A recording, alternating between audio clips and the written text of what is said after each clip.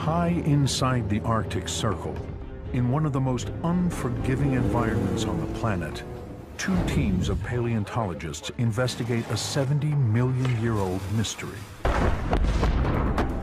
They've unearthed dozens of dinosaurs, adults and juveniles. Their bones jumbled together, fossilized, then locked in permafrost for eons. Until now. Well, there's two pieces of bone right here. It's as if somebody took 15 pachyrhinosaurs, dumped them in a blender for 30 seconds, and then poured all of the mess out into a large batch of concrete and let it solidify for 70 million years. The startling discovery that these ancient reptiles, thunder lizards, lived and thrived in the Arctic has taken scientists by surprise. It challenges everything that we think we know about dinosaurs. Finding polar dinosaurs was important because it provided whole new insights into the biology of dinosaurs. How did they survive in such an extreme environment? And what was the real reason they were driven to extinction? There's a lot of questions out there, and it's not as simple as everybody died because a rock came in from space. Fire in the hole! From millions of years in the past, a story of survival against all odds from Arctic dinosaurs, right now on Nova.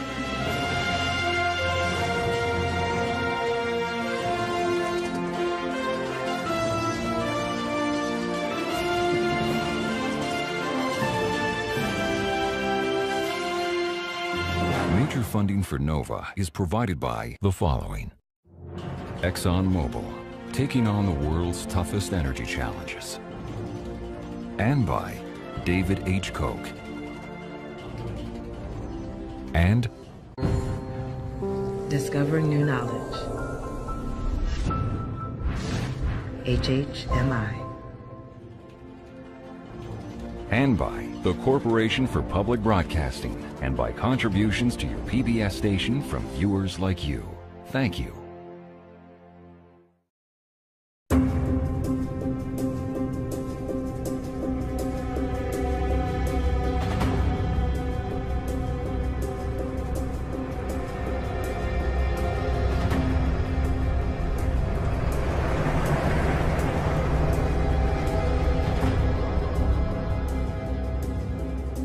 Early March, Alaska's North Slope, the frozen Colville River. A team of scientists has pitched camp here at the base of these cliffs, willing to brave the perilous polar winter to investigate a startling discovery.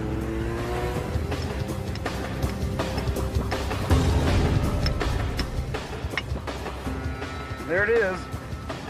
The hadrosaur looks like the base of the tail. Success. They've unearthed dinosaur bones near the North Pole. The animal is called Edmontosaurus, a gentle giant. A 35-foot-long, 4-ton, duck-billed plant eater.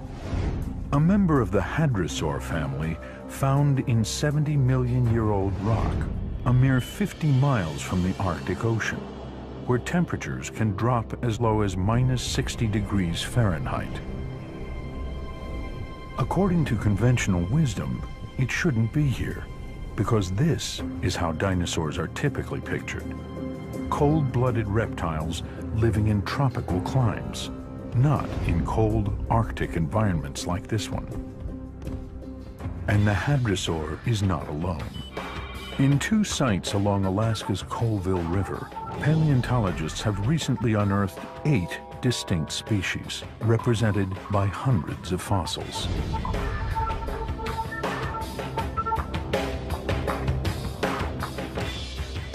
On this table are examples of the biodiversity of the animals, the vertebrate animals that we found up on the North Slope. And we have a variety of meat-eating dinosaurs. And this is the left front jaw, an animal called Gorgosaurus. 30 feet long, almost 3 tons, nearly a match for its fearsome cousin Tyrannosaurus rex. Gorgosaurus was at the top of the food chain.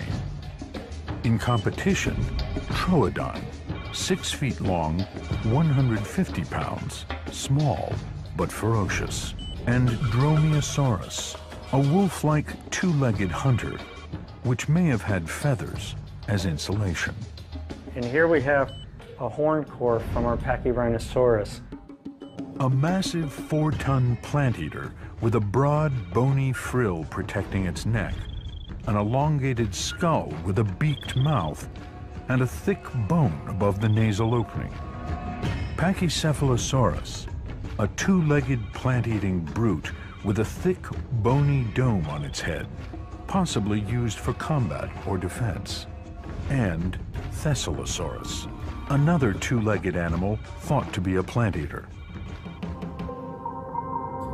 The unexpected discovery of so many species living in the Arctic is leading scientists to rethink old assumptions about dinosaur biology. The traditional view was that dinosaurs were all overgrown reptiles that lived under tropical conditions. When we found polar dinosaurs, however, it was driven home to everyone that dinosaurs could live under very different and thrive under very different climate conditions. Scientists long believed that dinosaur biology resembled that of cold-blooded reptiles, like crocodiles, animals that require warmth to survive and cannot withstand prolonged exposure to temperatures below freezing. But not one crocodile fossil has been found along the Colville, which suggests that polar dinosaurs found a way to adapt to an environment that their cold-blooded cousins couldn't tolerate. But how? Luckily for the scientists, many important clues are preserved in the rock. When these animals died, layer upon layer of sediment covered their bodies. Minerals slowly replaced bone tissue to create fossils. Then, 45 million years ago, geologic forces began to uplift the ground, exposing the edge of the fossil layer along these frozen cliffs. Well, there's 2 pieces of bone right here. And here's another piece of bone. I think that's definitely the bed. And there's enough bone in here already that would indicate that this very well may be the Liscum bed. It was here in 1961 that Shell Oil geologist Robert Liscum came across a large fossil. He sent the specimen back to his office, intending to have it classified by a paleontologist. Unfortunately, Liscum died the next year in a rock slide. So they were in a Shell warehouse until about the mid-1980s when Shell was cleaning house, and they sent them to the USGS. There, a paleontologist by the name of Charles Repenning found the bones and immediately recognized that they were dinosaur bones.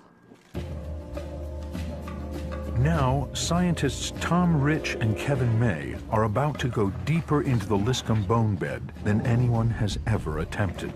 My gut feeling is that it's going to go a lot further back than 3 to 4 meters. That black layer could very well be the fossilized layer. With the help of seasoned Alaskan gold miner Bobby Fithian, they will spend the next month blasting a tunnel into the permafrost. Once inside, they will dig down into the bone bed, the rock layer where fossils, if they're there, lie packed together, protected from the elements. They begin with a set of relatively small charges.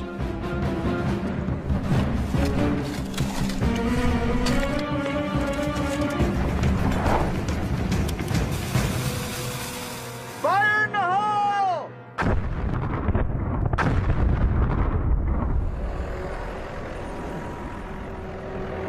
The goal is to open a passageway about a foot above the fossil bed, but no closer. The worry is that if they don't angle the blasts just right, they'll destroy the treasures they came to retrieve. Take a look at this. Distal tibia. That was found right down here, at this level here. So far, they seem to be right on target. It's a good start.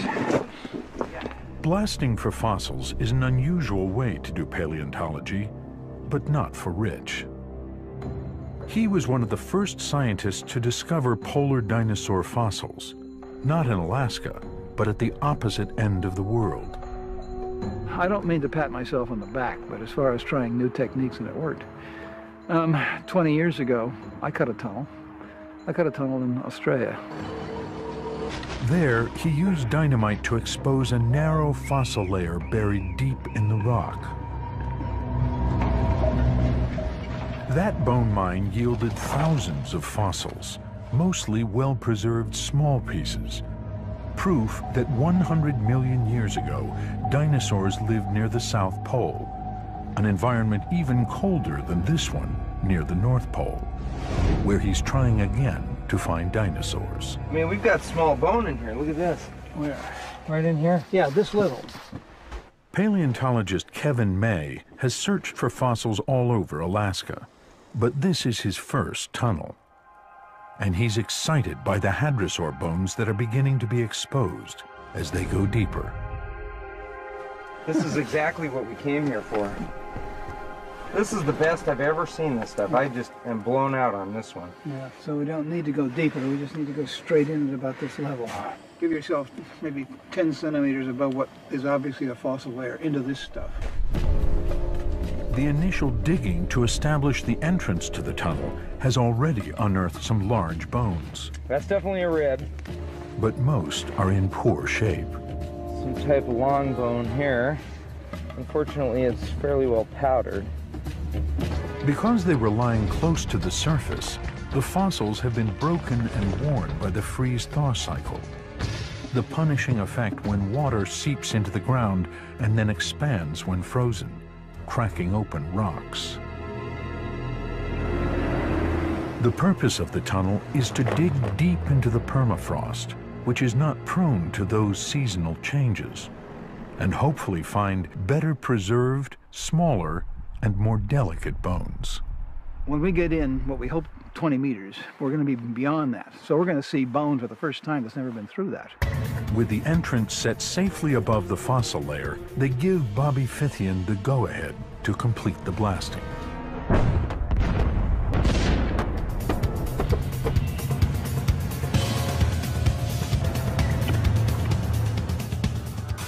When they're finished, the tunnel stretches a remarkable 65 feet into the cliff, laying bare rock that hasn't seen the sun for tens of millions of years.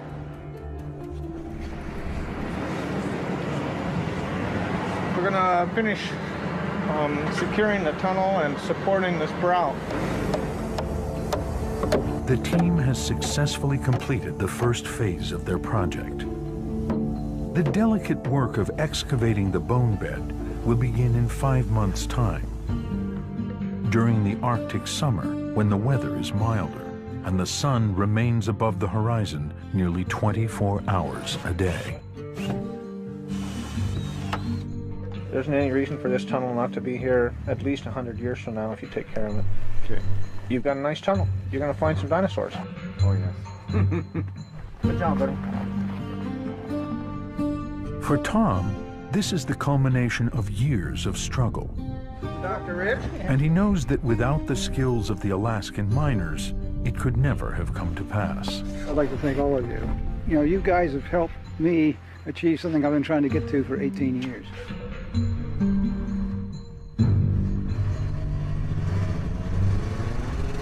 Though the goal this time was merely to build the tunnel, their work paid an unexpected dividend. Hadrosaur bones. These duck-billed plant-eaters appeared about 145 million years ago and were one of the most successful groups living, right up until the time that all dinosaurs died out, around 65 million years ago. Hadrosaurs may have owed their success to several important adaptations. They were one of the first large animals to evolve fleshy cheeks and hundreds of teeth that were continually replaced. Features that made it possible for them to chew their food instead of just biting and swallowing, as other creatures did. They also built nests and apparently tended their eggs, like brooding birds. Hadrosaurs are the most common dinosaur found at the Liscombe bed. But 28 miles upriver from the tunnel, atop a 300-foot cliff, a second team of paleontologists has made another remarkable find. A mass grave containing at least 4 species of dinosaur, including Gorgosaurus, Edmontosaurus, Troodon, and Pachyrhinosaurus.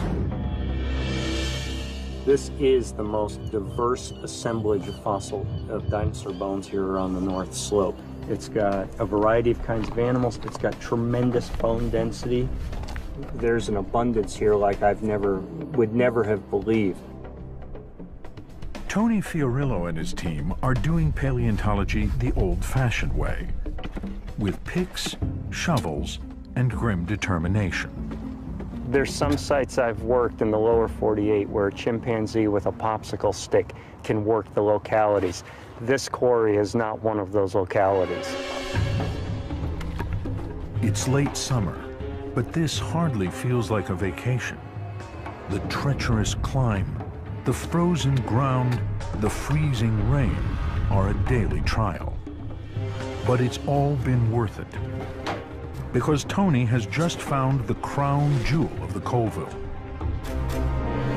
A massive skull, flattened but otherwise intact. This is the right side of the face. It takes a trained eye to see the shape embedded in the rock, but to Tony, it's crystal clear. This is the skull of a horned dinosaur.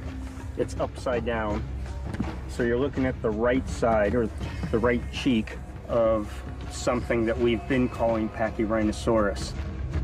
Pachyrhinosaurus, the horned dinosaur, a relative of Triceratops, previously known only to live much farther south. And there are others. There's 14 individuals of a horned dinosaur in this little pit so far. Finding so many Pachyrhinosaurus in one spot is like stumbling onto an elephant graveyard. 70 million years ago, something happened that deposited the bodies of more than a dozen massive animals in this one spot. The river below offers a clue. The density of bone is so high that it's easy to envision this being a jam in a river channel. These animals were transported down river somewhere, and presumably they created their own little log jam, except there was a bone jam in a river channel.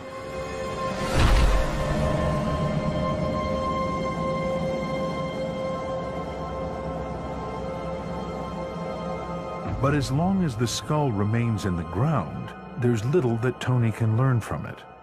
So the team is working to remove the half-ton piece of rock that encases it, so that they can transport it back to their lab in Dallas, Texas. Step 1, dig out the skull without breaking it. Is move some of this rock out of the way here and up here. Encase it in a protective jacket made of burlap and plaster, and then airlift it to safety. That's the plan. But nature isn't cooperating. Right now, the weather is killing us. It's mid-30s, it's snowing, and we're in the Arctic. And so mixing plaster in this kind of moisture and with snow and high humidity, it's problematic. On 3. 1, 2, 3. Watch it. We'll plaster that hole over, and then we can hoist it out with a chopper.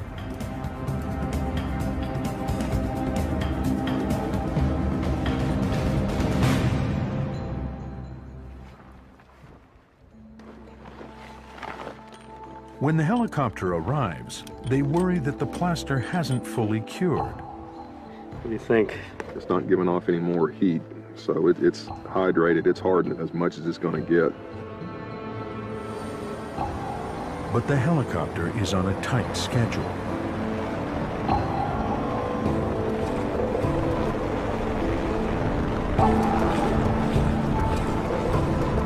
It's due to deliver its load to an airstrip further upriver. From there, the skull will travel by plane to Fairbanks, and then 4,000 miles by truck to warm and sunny Dallas. Keep our fingers crossed. Tony knows he's made a big find. But because rock surrounds the skull, he doesn't know yet the condition of what's inside. So when the jacket arrives in Texas, Tony's colleague Ron Tchaikovsky quickly begins the painstaking work of removing the debris that surrounds the large skull.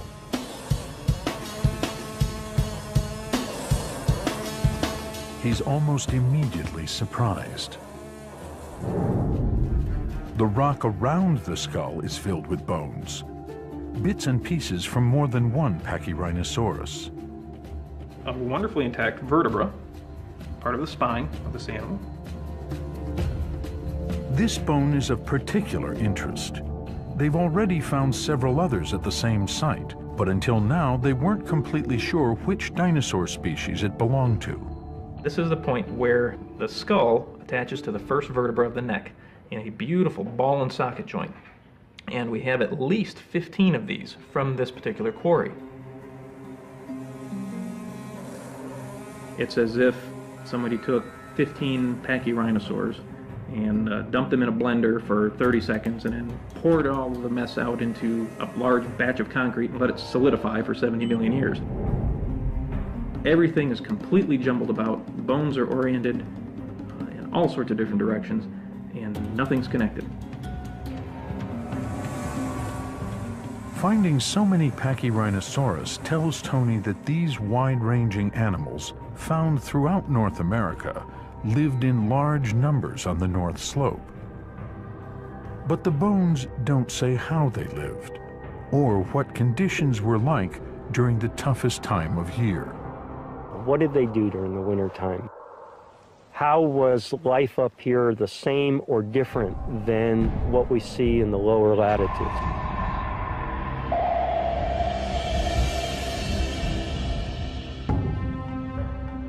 Scientists have long known that the Earth's climate was generally warmer during the time of the dinosaurs. But how warm was the polar climate 70 million years ago? Was it hot enough to be considered tropical? And were the seasons as extreme as they are in the Arctic today?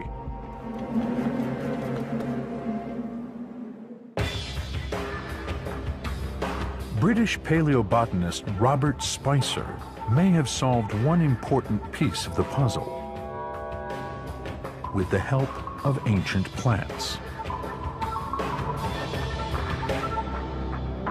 When I find a fossil leaf, it tells me something. It's like a messenger from the past. He made his first trip to the Colville River in 1976. It was known that there was a rich flora there, but what I didn't realize was just quite how abundant it was. So we'd land and run over to the outcrop and start hammering away, and there were the leaves. Since then, Spicer has amassed one of the world's most impressive collections of Arctic botanical fossils from the late Cretaceous. This collection here is fairly typical of the kind of fossils we find throughout the late Cretaceous of the North Slope. Now, what we have here is a 90-million-year-old cycad. Cycads are tropical and indicate warm conditions. This one here, this is a conifer. Conifer trees are found in a variety of climates. Measuring up to 30 feet tall, they were common on the North Slope. This is a fern. These are the sorts of things that your knees would brush past as you walk through the Cretaceous forest. This here is quite unusual. It's a leaf which has got a smooth edge to it. It hasn't got any teeth. And this is typical of the kinds of leaves that we tend to find in warm environments today.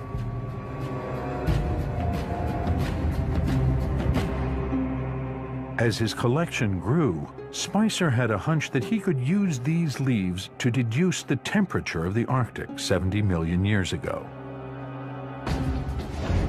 It was an idea based on a simple observation that allowed him to decode the secret language of leaves. In hot tropical climates, the edges of leaves are smooth. But in colder climates, they tend to have serrated edges. Well, when we look at leaves such as these, you can see that the edges of the leaf have got teeth on them. It's very jagged.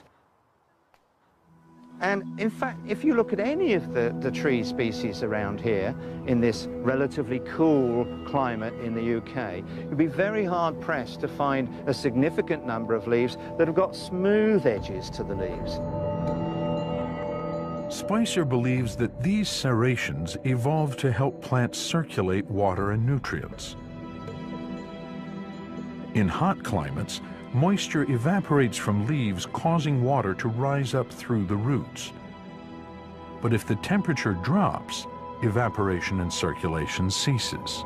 Now, in those situations, the plant can't evaporate water from the leaf, so it can't suck water out from the ground. And of course, the plant needs the fluid going through the plant body to move nutrients. But the serrations in leaves growing in cool climates solve that problem, because at the tip of each tooth is a small gland that aids circulation. So in a cool environment, the plant actively pumps water out through the teeth. The real breakthrough came when Spicer realized that he might be able to pinpoint the temperature of the late Cretaceous using his fossils. It's the proportion of toothed leaves and non-toothed leaves that we see in a particular place living today or in a fossil assemblage that gives us an idea of the relative warmth, the average annual temperature during the year. He and his team spent years comparing leaf shapes to climate data in more than 170 locations around the world. It was a massive undertaking. But in the end, he was able to create a statistical model that ties leaf tooth patterns to temperature. We can tell what the average annual temperature was at a given place to within plus or minus 1 or 2 degrees Celsius, which is, when you actually look at it in detail, is about as precise as many modern-day meteorological observations are. When Spicer examined his fossil collection, he discovered a match between those ancient Arctic leaves and leaves found today in southern Alaska, a temperate climate, very different from the barren tundra today.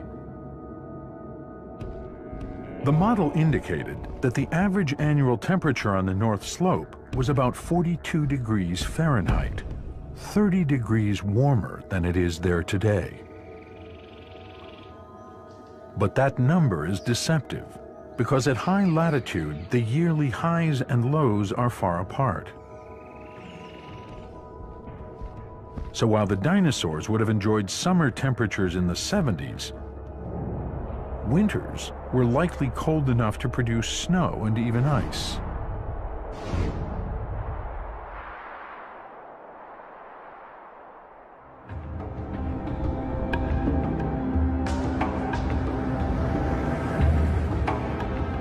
On the Colville, summer temperatures are now nearly 100 degrees above the frigid lows of late March. The dinosaur mine has been sealed for 5 months. Now it's time to find out if there's anything inside. Grab a shovel. This is not what they hoped to find. The portico built by the miners held up, but the eroding cliff has poured in around the edges, nearly burying the entrance. And there's even worse news. Well, this is sort of bad news here. Looks like we've got impounded water inside the tunnel. Got water flowing out beyond our vapor barrier. So there must be standing water on the other side of this hole. During the spring thaw, the river rose an incredible 25 feet and flooded the tunnel. Oh, joy.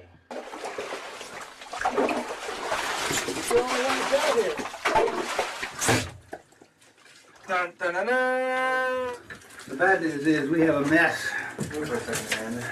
Yeah. There is some good news. Oh, there's nothing yielding. This is beautiful. That is fine. We're going to be safe in here. There's no yield at all. The walls and ceiling are frozen solid. It's like standing inside a refrigerator, cooled by million-year-old permafrost.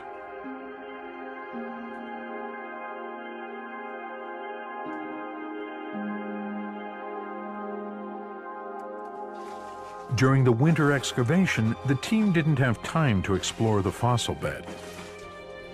And now, because of the flood, the tunnel floor is hidden beneath at least a foot of ice. And there's only one way to get it out.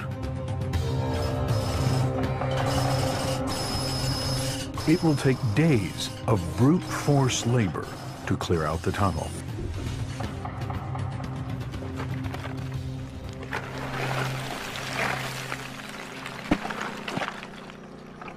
The outside temperature may be warm enough for the scientists to work in shirt sleeves. But this is not a hospitable place. The river temperature is barely above freezing, and the Arctic landscape is barren. If they were alive today, herds of dinosaurs could not have survived in a place like this. What was their polar summer like 70 million years ago? That's the question that Steve Hasiotis has set out to answer. He's a paleoichnologist. That's a beautiful sinusoidal trace. He studies impressions preserved in rock, which are often the only record left by birds, insects, worms, and other animals too small or delicate to have become fossilized themselves. Well, these are just basically associated with things like horsehair worms. Using Alaskan fossils from the late Cretaceous, he's cataloging the insects and other animals present in Alaska to measure the diversity and health of the dinosaur ecosystem. All right, guys, grab some gear. We do it by looking at the similar kinds of traces and scratches and trail patterns made by animals and environments today. And then we can take that information, look for the similar patterns in the rock record.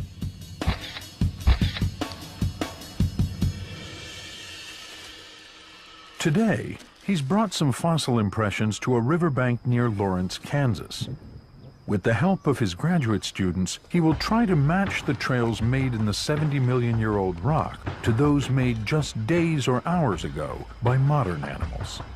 Great trail right there. Holy smokes. I think these are these mud-loving beetles where the ceilings of them have collapsed. Bird tracks here, and then these worm trails here. This is the association that we're seeing up in the Arctic. From the modern-day animals on the bank of the Kansas River, a snapshot of a very similar environment in ancient Alaska begins to emerge. And he's sharing his insights with Tony Fiorillo. On this here, you got about 4 or 5 different trackways here and trails, ones that are slightly larger aquatic earthworms. Totally fantastic hopping trails of a grasshopper or a cricket. And this other thing here is a crawling trail that's reminiscent of a beetle. So we got worms, beetles, and some sort of cricket-like thing. Does that help fine-tune the environment that these things were in? This had to be probably in the height of the summer or near the end where it's very warm. There's a high diversity, low-lying water. swampy areas. Nice large lake plain or lake margin exposed. That means a rich ecosystem in the summer, capable of supporting creatures of all sizes, and a much greater diversity of plants and animals than is found in Alaska today. Picture yourself standing on this lake shoreline. It's warm, sunny. There are herds of duck-billed dinosaurs and other kinds of plant-eating dinosaurs along the lake, eating vegetation like horsetails, ginkgos, the flowering plants. An abundance of flying insects and crawling insects on the shoreline, in the water. Theropod dinosaurs, large ones like T-Rex, smaller ones probably like Troodon, and they're hunting these plant-eating dinosaurs. The good times of the year, when it was not dark and cool, it probably would have been very similar to what we now see in the southeastern United States, with lots of conifers, lots of flowering plants. In fact, the late Cretaceous, except for the dinosaurs, would not have been an unfamiliar environment to us. Conditions were mild during the long, bright summer days, but the winter would have been much more challenging. Because they're so close to the Earth's axis, the poles, north and south, experience the most dramatic seasonal changes. At the height of summer, when the North Pole is tilted towards the sun, the North Slope enjoys a month of constant daylight. But in the depths of winter, when the North Pole is tilted away from the sun, the North Slope spends 6 weeks each year in near total darkness. The continents continually drift, and because the North Slope used to be even closer to the North Pole 70 million years ago, the extremes were even more pronounced. The present location of the Liscum bone bed, that's at a current latitude of about 70 degrees north. At the time the dinosaurs were living, it was closer to 85 degrees north. Today, the North Slope is 1,500 miles from the North Pole, but 70 million years ago, it was 4 times closer, a mere 350 miles, with 4 months of darkness during the long winter. In thin slices of fossilized trees, Bob Spicer sees how the darkness affected the plant-eating dinosaurs' food supply. Under the microscope, individual cells are visible, showing a pattern of growth rings. The tree rings show that in the summer, the trees were very happy. They were growing quite rapidly. The light-colored cells were produced during the bright summer months. And as the season progresses, the walls get thicker, the color goes browner, until at the end of the growing season, the cells are really quite small. Then we get no more cells. The tree goes into dormancy. The summer growing season was long and active, but once winter arrived, everything stopped. Now, what that means is that it was dark and there wasn't a lot to eat. For plant eaters, the food supply would be reduced to decaying plants, roots, even bark. Hard times. But not necessarily for meat eaters, like Troodon. Troodon may have had an adaptation that would have turned the liability of darkness into a killer's asset. Tony recently found a fragment of a young Troodon skull, which shows that the animal had unusually large eyes and an enlarged optic lobe in the brain. So the brain would be in this cavity right here. We've just caught the beginning of where that brain is enlarged to accommodate the optic region of the brain. Troodon's enhanced visual system may have allowed it to hunt at night. And it's not the only species with those features. In 1989, Tom Rich named Lielinosaurus, found near the South Pole, another small meat-eater with unusually large eyes. With food scarce, the large herbivores would need to conserve energy. They would have been torpid, sluggish, easy prey.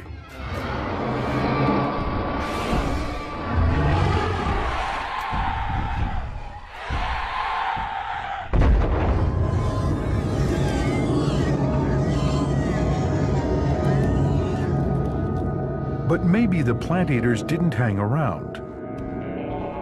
Perhaps when the season changed, they struck out in search of better conditions. There's even the suggestion that some of these animals have gone through annual migrations. It's not inconceivable that these huge herds, particularly of the large plant-eating dinosaurs, migrated over huge distances, much like many modern mammals do today in search of forage. Migration is an important survival strategy in today's Arctic. As summer ends, caribou herds migrate south to their winter ranges. The distance is about 400 miles as the crow flies. But because the caribou don't travel in a straight line, the journey can stretch to thousands of miles.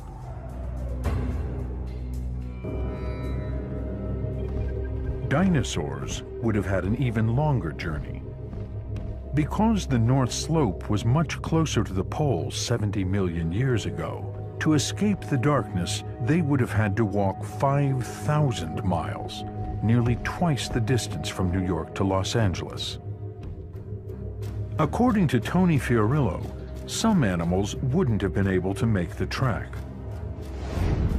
He's compared the relative size of juvenile hadrosaurs to adults to determine if the young were physically capable of keeping up with a herd on the move. We argued through a biomechanical analysis of the juvenile duck-billed dinosaurs that they were too young or too small to make any long-distance migration. So therefore, we argued that these animals lived here year-round. That opened up a whole bunch of interesting biological questions, like how did they survive the seasonality? Tony's evidence has important implications for a long-running debate about dinosaur biology. Were they cold-blooded like lizards, or warm-blooded like mammals? Cold-blooded animals cannot long endure low temperatures. They seek external heat sources to power their metabolisms. Warm-blooded animals can generate heat internally to keep a constant body temperature. And many warm-blooded animals are found in cold climates. And there is strong evidence that dinosaurs were the ancestors of modern birds, which are also warm-blooded. But so far, no conclusive answer about dinosaurs. Kevin May's hadrosaur bone could add clarity to the debate. It's now in a lab in South Africa, where Professor Anyusha Chinsami-Turan is examining the bone for clues about dinosaur metabolism.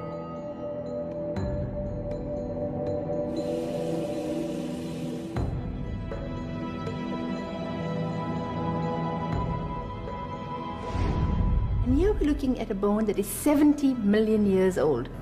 What we see here are these interesting structures that tells us about how fast this bone formed, about the organization of the bone tissue. The bones of warm-blooded and cold-blooded animals form differently. Reptile bones grow rapidly when conditions are favorable. But when food is scarce or temperatures drop, growth ceases. That start-stop pattern of development leaves telltale markings in the bone, similar to the rings in tree trunks. These alternating rings of growth that we see in reptiles, they tell us that these animals, their growth is dependent on seasonality. Birds and mammals, however, grow differently. They are not as sensitive to seasonal changes. they add new layers of cells more rapidly and continuously. In warm-blooded animals, no growth rings. Because the hadrosaur was a dinosaur, and because the poles experienced the most extreme seasonal swings on the planet, Anyusha expected that the bone would show pronounced growth rings. But instead, she had a surprise. I don't see the growth rings that I would have expected in an animal that would have been affected by seasonal climatic conditions. The hadrosaur bone more closely resembled the bone of a mammal or bird. That suggests that the hadrosaur did not hibernate or slow down during the winter. It was active all year round. I suspect that perhaps this animal was very well adapted to the environment in which it lived. For some scientists, thinking of dinosaurs as warm-blooded is the only explanation that makes sense. If they're warm-blooded, you can see them surviving in this kind of climate, much as modern mammals and birds do in the Arctic today. Today, biologists increasingly understand that there exist degrees of warm-bloodedness and cold-bloodedness in the animal world. It's not always one or another. Dinosaurs likely had their own unique solution to the body temperature problem, which allowed them to survive for millions of years in the toughest seasonal conditions their world had to offer. At the height of summer, the sun stays above the horizon nearly 24 hours a day. Work has continued around the clock to clear the debris. Now is the time to find out if the bones buried inside are better preserved than those found in the cliff face. Kevin makes the most of the short time he has left. Jackhammers give way to precision instruments.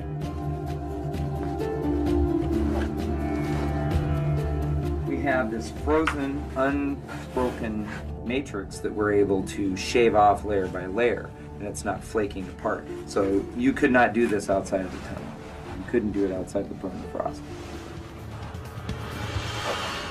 Part of the vertebrae. Right. Half of it broke is probably in here. So now we get out the mapping. Almost immediately, the team finds several extremely well-preserved bones, more delicate than any of the bones they found outside the tunnel. Kevin May suspects that they may be from a new species. Well, it looks like we have two tail vertebrae and then a flat piece of rounded bone here. It will take years to fully explore the tunnel and to complete the catalog of Arctic dinosaurs. To date, Tony's Pachyrhinosaurus skull remains one of the largest specimens to come from the Colville. Yeah, it looks pretty good. It is busted up a little bit, so we'll have to keep our fingers crossed. But getting that stuff out of the way, you can really, this is really nicely defined now. I mean, that's a skull.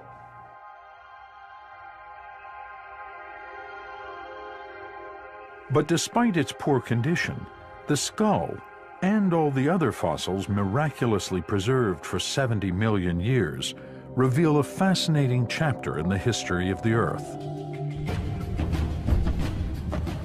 230 million years ago, the Earth was even warmer than it was at the end of the age of dinosaurs. Those conditions fostered a great flowering of diversity, including the evolution of dozens of species which came to dominate the land, the air, the water, and eventually filled every corner of the globe. And then, 65 million years ago, a devastating blow to the planet. A massive asteroid impact. The prevailing theory is that the resulting explosion threw massive clouds of gas and ash into the air and plunged the Earth into a global winter. The theory held that dinosaurs, tropical animals, were unable to cope with the darkness and the cold that followed. But the discovery that dinosaurs already lived in non-tropical conditions and during long periods of darkness suggests that there must be more to the story. I think that one of the values of our work is that it is suggesting that a catastrophic end to the Cretaceous did not kill off the dinosaurs. But if the asteroid alone didn't wipe out all dinosaurs, what did? According to the fossil record, 70 million years ago, 5 million years before the impact, the number of dinosaur species around the world was already shrinking. As we go through the late Cretaceous, diversity seems to decrease. And it's a general truism of evolution that the more biologically diverse you are, the more robust and able to cope with environmental change you are. Before the asteroid, the writing may have already been on the wall. Continents were on the move. Air and water circulation patterns were changing, causing global temperatures to fall. The planet was slowly evolving into the world we know today, a world in which dinosaurs would not be able to thrive. I think it's an instance where this huge impact that created the Chicxulub crater on the Yucatan Peninsula of Mexico was basically sort of almost the icing on the cake. The fossil record cannot tell us how long dinosaurs survived after that terrible catastrophe. But Arctic dinosaurs, far removed from the disaster, could have been among the last survivors in their changing world.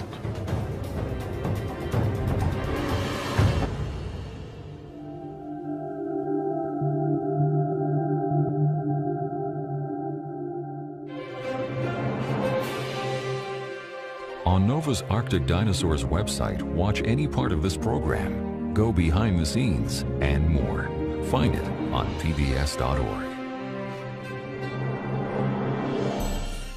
Major funding for NOVA is provided by the following: ExxonMobil, taking on the world's toughest energy challenges. And by David H. Koch. And discovering new knowledge. HHMI. And by the Corporation for Public Broadcasting, and by contributions to your PBS station from viewers like you. Thank you.